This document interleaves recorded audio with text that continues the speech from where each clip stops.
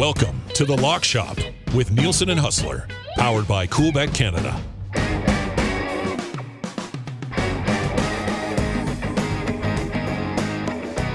Happy Friday, everyone. Nielsen and a freshly cut Hustler back with you on another episode of the Lock Shop. Buddy, I have to say, I'm jealous of your haircut today, man. You look great. I appreciate it, Dusty. I don't know whether it's through the pandemic or the WSTHQ being right here at home, but I pushed it way too long. I was a good 2 months past the expiration date of the last cut. So, yeah, got it done. Feeling good, feeling spring-like. It's actually above zero around here, and our 10 feet of snow is starting to slowly melt. So, you know what? Feeling good. Jets are winning some games. Oilers winning some games. People should be in some good moods right now in our respective cities right now, heading into the weekend for those people that are still functional after St. Patrick's Day yesterday. We'll find out if one of them is Chris Abbott. He looked like he was having a good time out east for St. Patty's Day, didn't he? Yeah, wasn't he even in Newfoundland? Yeah, he's back out home again. He's staying at his parents' place. I'm more interested in St. Patrick's Day in Newfoundland than any of the picks today, to be perfectly honest. But, oh my God, has there been a lot going on.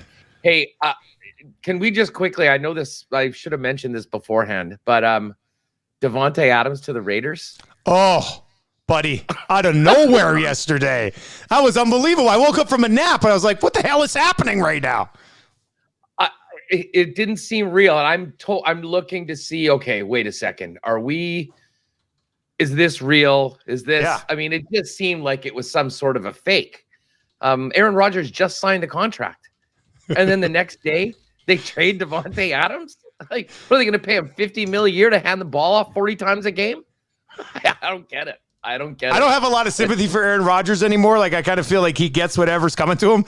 But for them to draft his replacement 3 years ago, and then he gets pissed off for the next 3 years, and then they finally sign him to a deal, and the next week they trade his go-to receiver. It's pretty funny. Like, apparently, I mean, Adams and Carr are super tight, right? They train together in the offseason stuff. He had already bought a house in Vegas before the trade was even, and he got paid. They say, Hussey, he got the bag. He got the big bag. What was it, 27 mil or something per year? Like, that's a ton for a wide receiver. Well, I mean, he's pretty much the best in the game. And I'll say this, the Packers did do better than the Texans when they traded DeAndre Hopkins, who at the time was pretty much the best receiver in football. And they had to take back David Johnson's terrible contract, and they got a second-round pick. Yeah, that's right. So, I mean, I don't know. It's just weird. Bottom line is the AFC West might be the best division in the history of the NFL this year going in. I mean, like, the Raiders are absolutely a problem. You've got Russell Wilson in Denver now. I mean, Khalil Mack with Joey Bosa in Chargers. And, I mean, the Chiefs are the Chiefs. So, I'm very much looking forward to when the NFL futures come back out and we get to see what the lines are. Just when the dust settles, lines on the division. I think the dust is settling right now, so they're not posted, but that is going to be very interesting. And I guess for Chiefs fans, I mean, listen, you want to win, you got to beat everyone anyways, so may as well be incredibly tested throughout the season. And that Chiefs number is going to come down too. I mean, I think there's going to be a lot of steam on a lot of those other teams, so if you are like thinking that the Chiefs can get it done, like I am hoping they can get it done, I'd say wait a little bit because I think those numbers, I mean, Chiefs basically opened as a Super Bowl favorite. It'll be interesting to see how people think about them as well as the rest of the AFC landscape once free agency is all settled. But yeah, Davante to the Raiders, unbelievable. David Carr has to be Derek Carr has to be the happiest dude in the NFL right now. Yeah, he's got to be pretty stoked. He's throwing the ball to him and Waller and Hunter Renfrow. Like, come on. That's pretty good. All right, so lots to get to. Obviously, Lock Shop during NFL season. We do great numbers during NFL season. People love betting the NFL, and that's big news. And we'll dabble back and forth in NFL futures as we get them in the draft and all that as we work our way through the rest of the NFL offseason. As always, Lock Shop is brought to you by our partners at Coolbet. Go to coolbet.com, sign up for an account, use the bonus code LOCKSHOP, all one word. You'll get a 100% 25% deposit bonus on their initial deposit up to $200, and then you can bet on basically anything you can think of, from e-gaming to Formula One, which we'll get to later on, and all of the mainstream sports as well.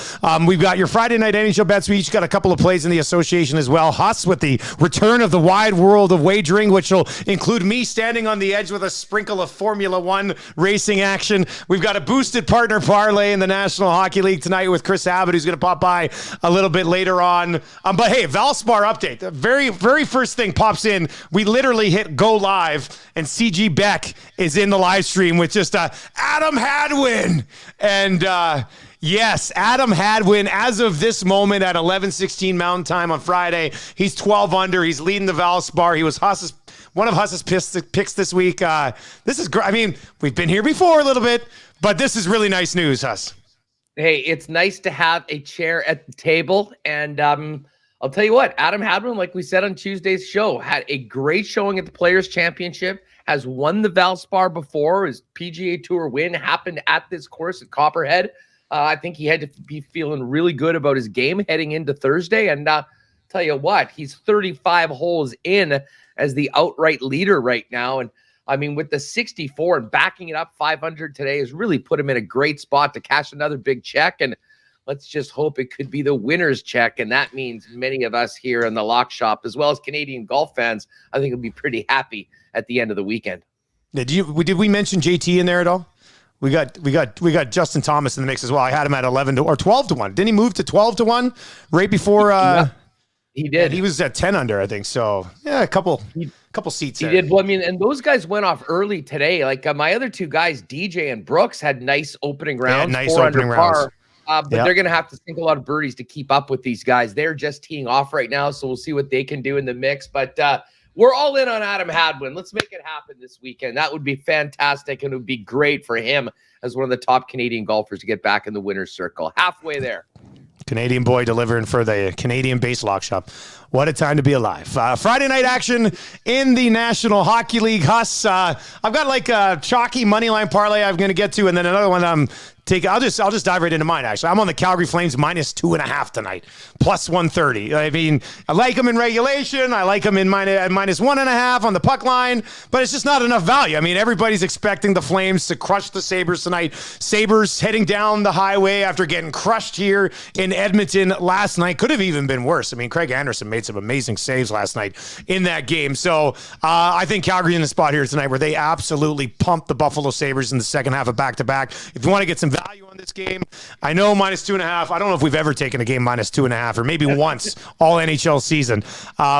And I think I hit it, actually. I think I did do a -2.5 earlier in the year, and I hit it. I remember I did get it. So Sabres, Flames. I'm going to go Flames -2.5 at +130. And then just Avs, Panthers, deadline day. Everybody's trying to acquire everybody's sort of money line parlay tonight. Gets you to +101. They're both on the road tonight. They're both against weaker competition tonight. So Avs and Panthers money line parlay +101. Huss, you're dabbling in same games, different plays as well. Where are you going tonight?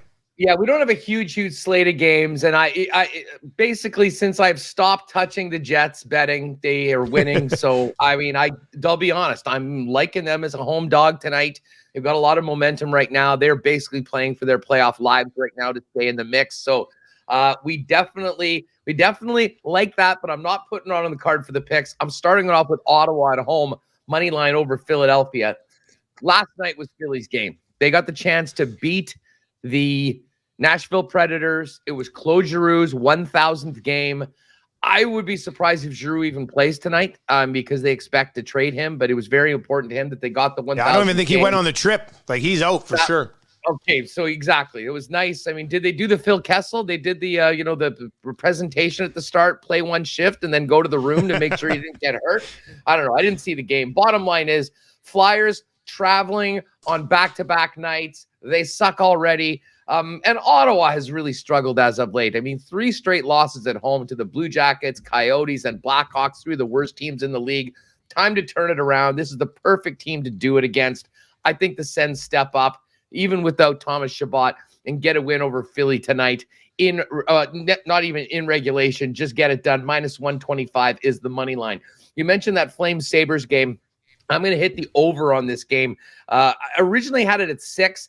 605, over 6.5 is something that we'll be talking about for the parlay in a minute. Listen, the Flames score so many goals right now. I think it's going to be Dustin Tokarski in net tonight for Buffalo. So I think the team total on Calgary is another angle that you might want to jump at. But I'll be honest, I think that the Sabres, the way they were embarrassed last night, I've been impressed with the gumption that they've showed over the last month or so. And I think that they'll play and try and prove something that they weren't as bad as they were last night. Now, we'll see whether that translates into a few goals. Obviously, I think Calgary's going to win this game, but I do think that we will have some scoring. Although I was sort of hoping that maybe Markstrom might get the night off. It sounds like he is going to be the starting goaltender. But let's take the over. Calgary seems to be putting in so many goals. They might be able to cover the over by themselves right now. And then the final pick, we're going to go Avs on the puck line, -1.5, getting even money over San Jose.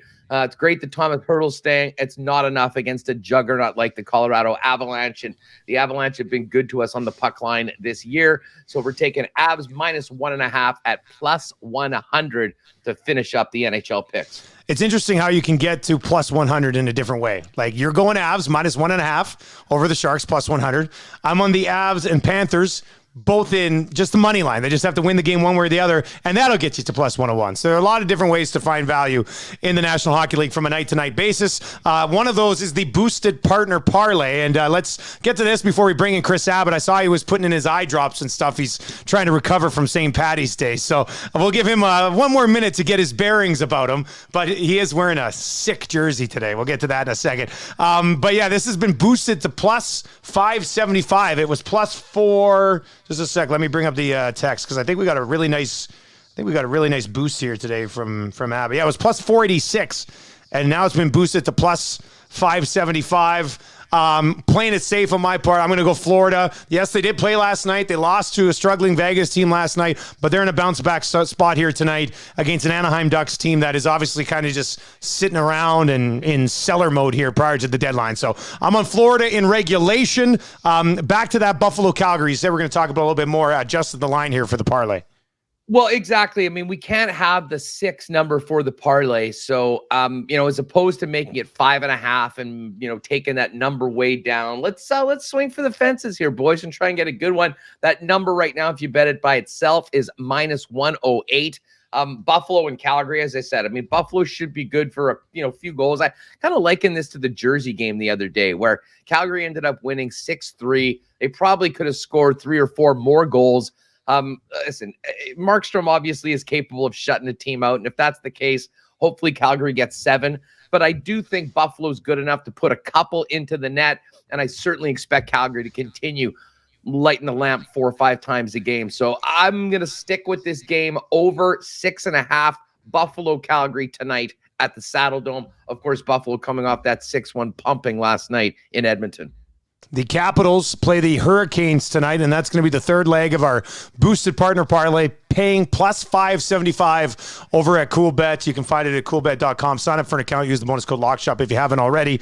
Let's bring in a young Boris Valabik wearing the Atlanta Thrashers jersey today. Chris, what's up, buddy? How you doing? What's happening? So let me clarify something. One, the eye drops were because of my LASIK. They're dry. Oh, okay. Yeah, that's all it was. This is not an Atlanta Thrashers jersey. It's not? I wore this for Hustler. It is a autographed team Winnipeg Thrashers jersey from the 2011 TELUS Cup Championship here in St. John's. I found this in my closet at my parents' place where I am, and I said I'd have to put it on for Hustler. I was, you go to these tournaments and you have a team host for your delegation, like a local team host. I was their team host and actually helped out their video guys a little bit during the event as well. So, yeah. I'm trying to think of some of the players on that team. I mean, there was a number of guys that ended up moving on to pretty significant roles in hockey. I mean, I think Cody Eakin would have already been finished by then at that point. But I'll tell you what, it's a very, very sweet jersey, Chris. And I got to say, it's beautiful to add to the lock shop with some good jersey. We need to mix a few jerseys in, actually, Dusty, for Friday shows. I think this is going to be the start of a lock shop tradition. I got 4 bins of jerseys just like around the corner down here, so I could do that. I'm trying to dig up that roster there now, Hustler, and yeah, this is it. So the goalies were Alex Henry and Tegan Satcher. Some of the players I remember standing out. So as I look at this, not many of the guys I don't think went on to do anything. Dan Eliasson was the coach. He was an absolute beauty. Some guys I remember, Cody Danilchuk. I believe he played in the Dub. He was a big boy. Justin Derlago was on that team, wasn't he? Yes. I believe that was Bill Derlago's kid, if I'm not mistaken, or certainly some sort. I know they were from the Brandon area and they had the Winnipeg roots. So, yeah, Ryan. There's a guy in there named Ryan Leaf, different guy. A guy named Rory Court, who I remember was a good player. And then my favorite name on the entire roster was Lyric Friesen, Lyrik, Lyric Friesen. So. Hope some of those guys are watching. It was a good memory for me. Beautiful. Shout out to the Thrashers. That's 11 years ago. It was a fun year. Jets come back that year. There was a lot of good hockey stories in Winnipeg that year. Okay, Chris, before we get to your part of the parlay, quickly tell us, what is St. Patrick's Day like out in the motherland of Newfoundland? I can't imagine there's many more fun places in this great country of ours than being out on the Rock on the 17th of March. Do you know what? It's the same as being on the Rock on the 14th of August. Every day is St. Patrick's Day here. They just had the bars open a little bit earlier yesterday. It was great. It was fun. It is. I'm exaggerating. Like, not everybody here is just a drunk reveler 365 days a year. So you do oftentimes run into people who, you don't see on the regular weekend circuit. And obviously I haven't lived here for a long time. So I think I was trying to do the math last night. I think it's 8 years since I've been here for St. Patrick's Day. Oh, wow. And yeah, so it was fun, man. I ran into a bunch of guys I went to school with, got to watch some bands that I haven't, seen as much since I moved away. So it was really good, man. It was funny. So I was a little late getting started. I don't think I made it downtown until about 5:30 p.m. Yes, and I say that's late because I ran into one guy that I know, and I was like, "What time did you get there?" He didn't know who I was. We know each other and we talk frequently. He couldn't even see me. So it was pretty good, man. It was pretty good. But yeah, like you could expect, traditional music. The drinks are flowing. The food is great. I tweeted about it. I was a little caught off guard. I paid $9.50 for a pint, that's inflation, man. That's inflation for sure. Huss, did you get up to anything yesterday?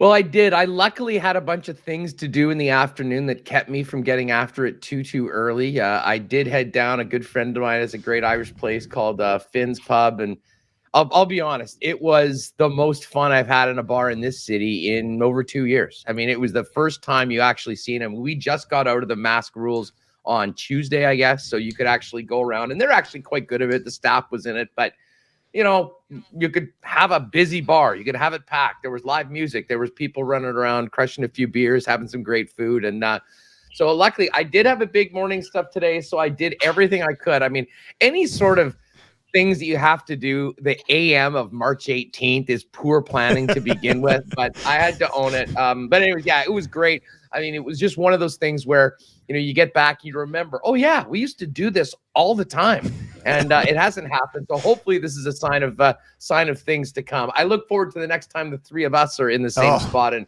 we can revel like so many of our friends did last night on St. Patrick's Day. Yeah, we were super restricted last time we were together in Winnipeg. Yeah, time, masks, and otherwise. But yeah, I agree, Hustler. It was cool to be out in a bar and not have to put my mask on when I stood up to go to the washroom. And it was, and likewise where I was, there was still some people rocking the mask. And hey, if you feel comfortable, yeah, if you want, man, I mean, whatever, right? Nothing's stopping you from doing that forever if you want. Yeah, nobody knows everyone's individual situation and family and all that, and so I think our governments are probably in a good spot with it. It's like you don't have to. We're not mandating it, but doesn't mean you shouldn't. I'm going to take a rapid test before I go see one of my older family members right now, just Smart. to be sure. You know what I mean? Like it's play it safe. It's one of those things, yeah, for sure. But no, it was great. It was great to be back out, and it was great to wake up and see the Washington Capitals over 2.5 at a decent price to add this to the parlay.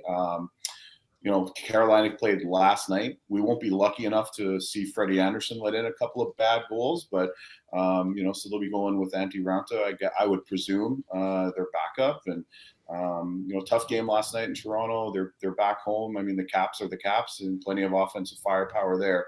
So I thought a team total of over 2.5 was pretty good. And I'm kind of just playing this a lot with big underdogs because the team totals are adjusted based on the money line price, and who is expected to win. So if you got a really big favorite, you're getting a good price on a team total at 2 or 2.5 in most games. So with how many goals are being scored in the National Hockey League, right? Like the plus 2.5 for the underdog, is there, or the 2 over 2.5 for the underdog?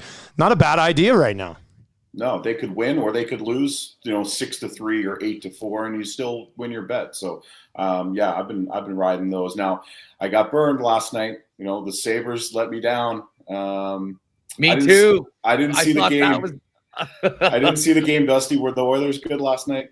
Yeah, they were actually good last night. Like they gave up like 4 grade A scoring chances against. They pumped the Sabres last night. Tyson Barrie said after the game might have been one of their best games of the year, and I don't know if I go that far because they have beaten some pretty good teams, but I'd put it in like the top 5 or 6 games of the year. They with Yamamoto clicking right now with McDavid. Yamo scored in 4 straight. They got Puljujarvi back on the line with Draisaitl and Hyman, and they could have had even more offense last night. So yeah, it was a good game last night. Yeah. Yeah, I'm still down with Buffalo, though, Chris. I mean, I still think they're going to keep giving us value. I mean, Krebs and Alex Tuch and your guy Tage Thompson continues to score. I don't like them to win this game tonight. I thought they might upset Edmonton. I, like you, was on the money line last night on the road. But as I said, I mean, I think that there's going to be there will just be people sleeping on Buffalo thinking that they're this horrible team. And I think they're already making progress in the next season right now. So I think we're going to have some value and hopefully get some wins on the Sabres going towards the end of the regular season. Yeah, you're not going to catch me betting against the Flames very much for the next little bit. Like they're just a train running down the tracks right now. So I did put in a parlay Buffalo plus 2.5. Dusty, I saw you're on. I went right against you. I went under 2 or Flames minus 2.5 tonight. Yeah. Asking someone to cover a field goal in a hockey game, I cannot get behind it. It's quite likely to happen, by the way. Sabres on a back-to-back against one of the best teams in the league. So we've only done it once all season, and I hit it. I can't remember which game it was, but I remember it must have been a Florida game. I think it was a Florida game or something, but yeah. So we'll see. First period then. Florida game. It's early. Exactly. Hey, March Madness. Before we let you go, man, I don't know how heavily you got into it yesterday. For the longest time, I was just a straight up bracket guy. But then when I started betting heavily in sports, I mean, the first 2 days of March Madness were quite the scene. Yesterday I got screwed over by Iowa because I did a 6-game parlay. I was just like, oh yeah, this is gonna work. And then Iowa ended up screwing me. It's the danger, right? Like you look at all these games, you're like, well, if I want to get some value to some of these heavy favorites, I got to mix in a 5 seed or a 4 seed or whatever. And Iowa screwed me yesterday. But the madness, I mean, for you guys at the book, just a crazy day or what? It is, yeah. I mean, when I was on with Ray and Dregs earlier this week, they were asking me about where March Madness lines up. It's a month-long or whatever it is event. Yeah, big one. So cumulatively, it's bigger than the Super Bowl. It's bigger than McGregor Mayweather when you break it down over the span. And then the first weekend, of course, with all the games, you can scroll for a minute on the site and still not hit the bottom of all the matchups. So it's it's super busy for us, super, super important. From a betting perspective, I didn't play a whole lot. I've transparently just been when I haven't been. I said this earlier, and JD was like, "Oh, you're so busy, are you? You're just in Vegas now. You're partying on George Street." But during business hours, I've been kind of really busy with all the regulatory stuff for Ontario that's coming up. We can talk more about that as we get closer, maybe one day on the show. Yeah. So I didn't get a chance to bet a whole lot, but what I do like to do with college basketball and the tournament in particular is live bet the dog spread at halftime. It's one of these things where the games, even the ones that are blowouts, tend to tighten up eventually. Or you maybe if it's a blowout at half, you're getting like a plus 25.5. So I like getting in on those. Now, sometimes it goes the other way, but I find, at least, and I don't have stats to back this up, more often than not, it seems to tighten up as you go. And then if it does, then maybe you can get a middle on the favorite or something like that. So it's, that's what I like to do. It's all the strategy.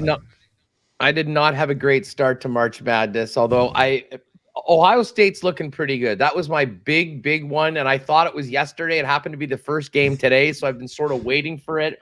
They're looking good. I'm so sick of Sister Jean every year in it. Like, she's out.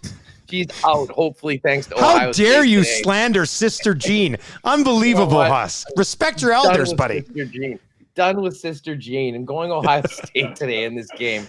And listen, RIP to my bracket, though. I had Iowa going to the Final Four. Ooh. And, man, there was a lot of people that had Kentucky winning the whole thing, and they go out as a 2 seed. I can't stand Calipari. Could not happen to a bigger jerk. Love it. Chris, as always, buddy, we really appreciate it, man, and enjoy the weekend, and we'll catch up with you again next week, man.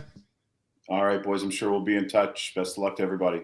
Have a great time Chris on the rock. From CoolBet. Find him on Twitter at CoolBetChris. And, of course, you can follow CoolBet at CoolBet Canada. And you can follow us. I'm at Nielsen TSN 1260. He's at Hustlerama. We're working our way up towards 1,000 members at the Lock Shop as well. So Lock Shop Bets. If you're watching or listening, give us a follow there at Lock Shop Bets as well on Twitter. Let's go from some madness to the association here, Huss.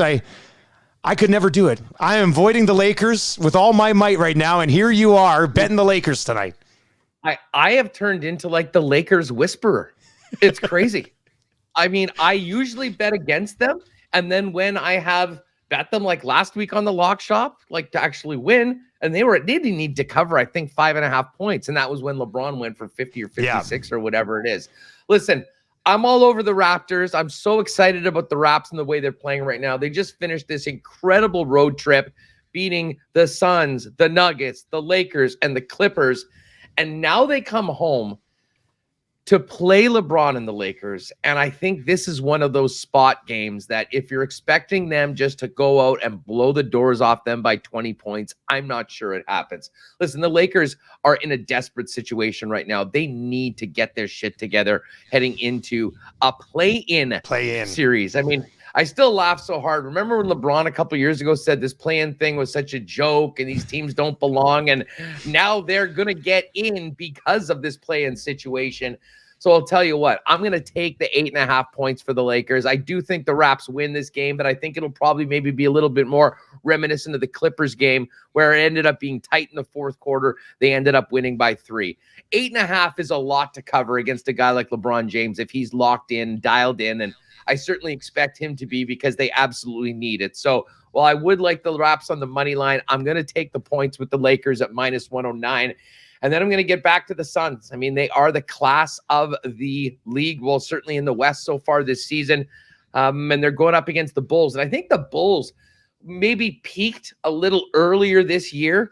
That being said, I mean, to me, this is more a bet on the Suns than against the Bulls because I think the Bulls have been good so far this season. But we've seen the Suns, when they get up on teams, they really know how to go for the throat. And, they got to cover 6 points on this one. But I like it, so I'm taking the Suns -6 over Chicago, and I will take the 8.5 points with the Lakers in Toronto against the Raptors as the Raps come home after that phenomenal Western road trip. A couple of plays for me. I'm going to be on the over 227.5 in the Brooklyn-Portland game.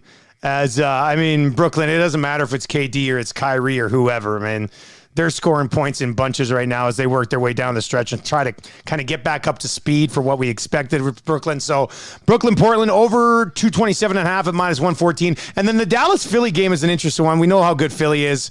I wanted to be on this game one way or the other because I want to watch it tonight. I mean, I absolutely loved Luka. And then you got Embiid and Harden doing what they've been doing as of late.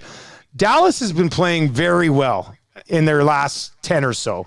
They have won 8 of their last 9. They beat Brooklyn 2 days ago.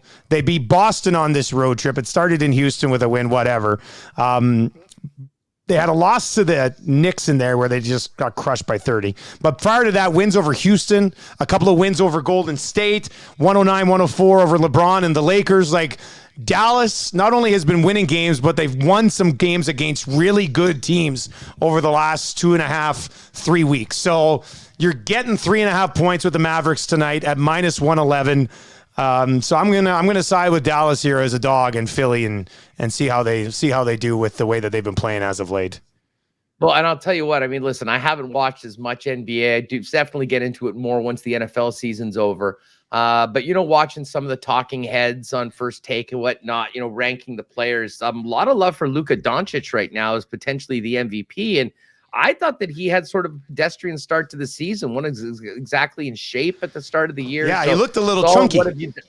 It's all what have you done for me lately? So anyways, it sounds like things are rolling for Dallas right now, and he's playing really well. And we'll have to see once we get those. Maybe next Tuesday, if we have them, we can talk about some NBA MVP odds, because it sounds like it's pretty much a 3-horse race. Although, they talk about Doncic, they talk about the Joker. People just completely overlooking Giannis, and I don't understand why. It's almost like we take his greatness for granted, and maybe a little out of sight of mind in Milwaukee. But hello, everyone. They are the NBA champions. I don't know what more the guy needs to do. All right, I'm just tweeting it out because it's obviously a very popular segment, Huss. The wide world of wagering returns here as we work our way towards the month of April. What do you got today, buddy? Well, you know what? I was looking in for some picks for today's lock shop and realizing that we're without football and there were some other lines that weren't up. I knew we were going to hit the hoops, and I thought, you know what? It's about that time. And the wide world of wagering, most commonly associated with my favorite summer sport to bet on, Aussie rules football. It's the first week of the AFL season. We had the opening game on Thursday night. So I am going back to the AFL to start things off. And, I actually have 2 plays that I'm going to throw out. We're going to start it off with the mighty Sydney Swans. They're going up against, I believe, Greater Western Sydney. So it's almost a derby match, if you will, Dusty. Ooh. Big one. Not a huge spread in this game either. Sydney was -114. Greater Western Sydney was -103. So a very close game. Sydney, again, this is first week, so we're going to take things light, but we're definitely getting in on it. They've got the pedigree. They seem to have most of their players back from a strong squad last year. Also do like the Geelong Cats against the Essendon Bombers. And I just added, I couldn't help myself. I went back to it, Sydney as well, along with our team, the official team of the lock shop, the Adelaide Crows. They're taking on Fremantle. They're -133. So I actually did throw down a Sydney Adelaide parlay. The Sydney numbers actually come down a little bit since we bet it yesterday. It's now -128. Obviously, a little bit of steam on the Swans. So +212 on that. So we start off the wide world of wagering with a little AFL. The other thing, and this is weird, there's so much hockey going on, hoops, you've got March Madness. And I have spent a hell of a lot of time this week watching tennis. I don't know what it is about the Indian Wells tournament. I mean, it sort of feels like a major because you've got both the women and the men there. And it's been phenomenal. We had Leylah Fernandez with some great wins. Unfortunately, she bowed out in the round of 16. So I'm looking into these next matchups. I love the poll, Iga Swiatek to take over on Simona Halep. And I'll be honest, the one thing that surprised me about this was how big of a favorite Swiatek is, -182 over Halep, who's pretty much been right at the top of the rankings, or at least in the top 3 for the better part of the last few years. That being said, Swiatek, especially on this surface, is absolutely crushing her opponents right now. I expect her to win the tournament, so I certainly like her in this round. And then the other side is the Greek, Sakari, getting +110 over Badosa Gilbert. Now, Badosa Gilbert, the Spaniard, I believe she is the defending champ of this event. But, man, she has just barely squeaked through on a couple of her matches so far. And, I mean, I think that because she's had the success last year at the event and so far in this tournament, she is a favorite. I like the underdog in this one. So we're taking Sakari at +110 and Swiatek at -182 on the women's side of things. And then in the men's semi over on the ATP, we've got an all Spanish matchup between the legend Rafa Nadal and Alcaraz. And Alcaraz just came out and took out the Nori, the 12 seed from Britain in the quarterfinals. And Nadal had a tough matchup going against a renewed Nick Kyrgios, who came into the event as an unseeded player. But when it comes to Spaniard versus Spaniard in a semifinal on the ATP Tour, how the hell do you go against Rafa Nadal? I won't be doing that. He's minus 167. I think there's great value on Nadal as well if you want to put that in with a couple of the other tennis matches we just brought out. So the other quarters are going on today. We'll find out who the other semi is. I believe players left in the event. You got Gregor Dimitrov, Taylor Fritz, Rublev, and a Croatian, which I'm not very familiar with, Mirmir Cekmanovic, who upset Matteo Berrettini, the 6th seed. And that would have been a huge number on the money line. But we're going to stick with the semi that we do know. Rafa Nadal with the extra day of rest, minus 167 over his countryman Alcaraz. And just because I'm looking forward to these Canada games. We thought MLS is back as well. Let's get a little sprinkle on Canada's team, TFC. TFC have not had a good start to this season. I want to say they are 1 draw and 2 losses in their first 3 games, but they're at home against DC United, who has 2 wins and a loss in their first. And to be honest, this is almost a spot play. I mean, I know it's earlier in the season and TFC's got some new players and they're coming together. They got to get it together right now. I mean, you cannot be giving up as many points as they have been so far this season. So 135 in regulation, TFC, a home favorite. I think it speaks to the roster that they have, not the results so far, that they are the favorite that they are against a team that's already won. Time to get win number 1 on the season. I say it happens this weekend. TFC plus 135. And I may have to add in a little Wide World of Wagering mini midweek next week because unfortunately, you know me, I wanted to get on some of the disc golf odds, but by the time we do this show, it's already off the board because the events have started. So I'm going to have to work some scheduling about when we're getting the Disc Golf Pro Tour odds up and make sure we can get some picks out on the lock shop before we do. But just a little taste of the Wide World of Wagering as it grows into the summer post-hockey season. Can't wait for it. That's going to be good. I'll contribute to a little bit of it, and we'll head to the Bahrain Grand Prix, Formula One, week 1. Very excited. First, right? Like, start of the season. First race of the year. Start of the season this year. We're going to run the table, pick a winner every single week. How's that sound? Wouldn't that be something? That'd be insane. Calling your shot. Let's go. That'd be insane. Well, let's go. I guess you got to get the first week to get it done. Now, here's the thing. Huss, you were at Cool Bet last night, and you said you saw Verstappen and Hamilton both at plus 200. Right now, the winner bets and like the top 5s and stuff are not up at Cool Bet. So I think that's because of practice this morning. They're probably waiting to see how it all sort of sorts itself out the rest of the day. But so we don't have the value on these, the numbers on them. But here's some plays that I do like this weekend. Pierre Gasly, top 5 finish. Apparently, AlphaTauri has been testing very well, looked pretty good in practice as well.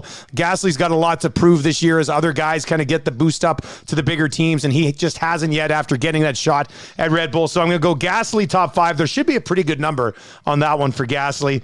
Charles Leclerc and Ferrari, him and Carlos Sainz, they have been testing through the roof to the point now where, you know, for the last year or two, it's been Red Bull, Mercedes, Red Bull, Mercedes, Red Bull, Mercedes. By everybody who covers Formula One is saying that Ferrari has now inserted themselves into that mix. In fact, I'm seeing Ferrari's going to push Red Bull because Mercedes having some problems with their car in testing. So Charles Leclerc, top 3 this weekend. I'm also going to have a little bit of a sprinkle on Leclerc to win the entire thing this weekend. And then I will go Verstappen as a bigger play to win it all. So I'll be on Verstappen, a little bit on Leclerc.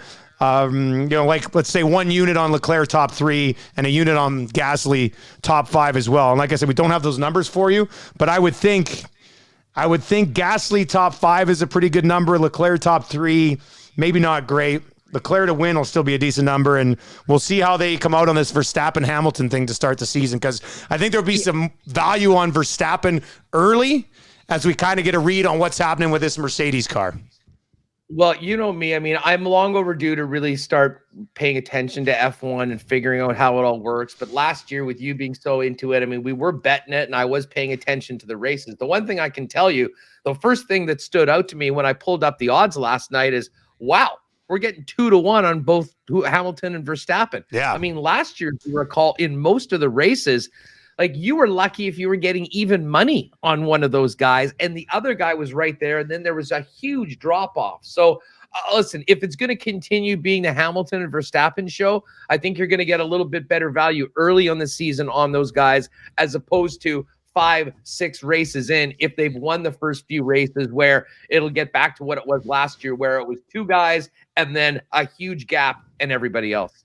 Couple of comments on the live stream. XV Jorg has Leclerc to win. He's saying he's taking Leclerc to win. And then Chaz, who's a crack packer as well. He's in the crack pack group. He says, Dusty, you went Florida minus 2.5 against the Oilers when they were in Edmonton, and Florida won 6-0. So, yes, that's right. I knew it was Florida. I just forgot it was against the Oilers minus 2.5, and they won 6-0. So, hey, take my advice. I'm 1 for 1 on minus 2.5 this year. What a season the Oilers have. When you think about the ups and downs of this team, I mean, you could write a book about this season, and we'll see what happens. I did, by the way, hear you today call guaranteed going to the second round of the playoffs at the end of the Nielsen show today. So that's more a spot play against whoever finishes second or third in that Pacific. I mean, that series is there for the taking for whoever's in it. And if you got McDavid and Draisaitl going up against the Los Angeles Kings, I'll take McDavid and Draisaitl on that matchup. So actually, we'll see. I'm with you totally on that. Originally, we were thinking it would probably be Vegas that was going to win the division, and I was hoping for Battle of Alberta. And now we might get Battle of Alberta in round 2. And I'll tell you what, sign me up for that. Crazy what's happened to Vegas, man. We just saw them here on Tuesday in Winnipeg. They're missing like 10 guys, 40+ million out of their roster. They can't get it done, although credit to them. They actually beat Florida last night, coming back at home after that miserable road trip. And man, they needed that win badly. All right, that's going to do it for another episode of The Lock Shop. Thank you very much for being here. Of course, if you've been watching, that's awesome. Make sure you subscribe to the podcast as well so you can get that sub and we can get that download every single week, 2 episodes a week with The Lock Shop right here on the podcast. Huss, Winnipeg Sports Talk today. Quickly, what do you got, man? WST, Dave Pagnotta from the fourth period is going to come by, give us the latest trade buzz from around the league. We'll also have Ken Wiebe join us. We'll tee up tonight's big game for the Winnipeg Jets against the Boston Bruins, discuss whether this is Andrew Kopp's final home game as a Winnipeg Jet. And then we'll hit the latest in the Major League Baseball free agency, all the crazy news in the NFL with Lee Hacksaw Hamilton. So, and by the way, just a quick update for you folks. I sort of mentioned that Jets-Bruins spot earlier on. Lines closed a little bit, and because Patrice Bergeron is out for Boston. So nice little break for Winnipeg. Take that for what it's worth. Jets right now minus 103, Boston minus 115 on the money line for this game tonight. He's Hustler. I'm Nielsen. You've been listening to The Lock Shop. We'll be back with a new episode on Tuesday. Enjoy your weekend. Best of luck with all your bets. We'll talk to you then.